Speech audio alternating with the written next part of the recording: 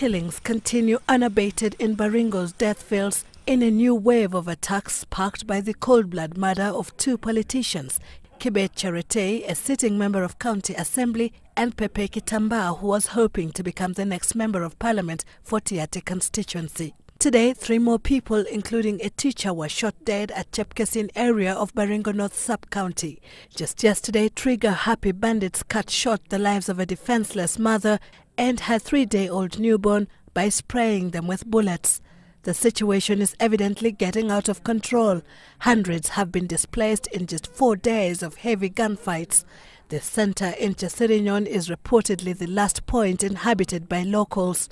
Residents in the villages between here and Arabal having fled.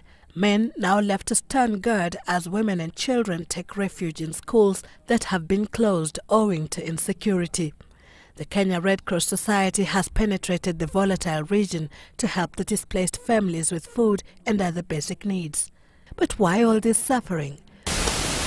Security experts reckon that cattle rustling, which has taken on a new dimension compared to the traditional banditry, is fanning the violence. Influential individuals in the vast North Rift region are said to be making immense economic gains from the vice.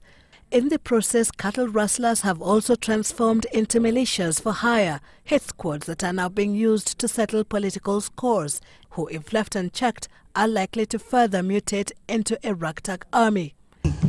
You cannot be selling guns. I mean, people know these stories.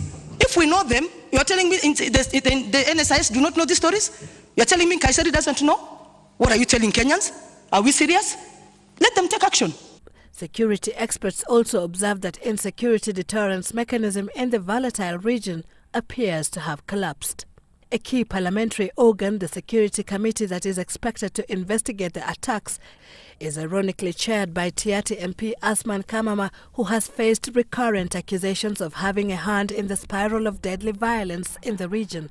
Though the MP has denied it, voices calling for him to step down to pave way for investigations are growing louder, amid allegations he may have played a role in the midnight murder of the two politicians. After finishing, these people said, Kagatarkazit, they spoke Tugen, they didn't speak Pokot.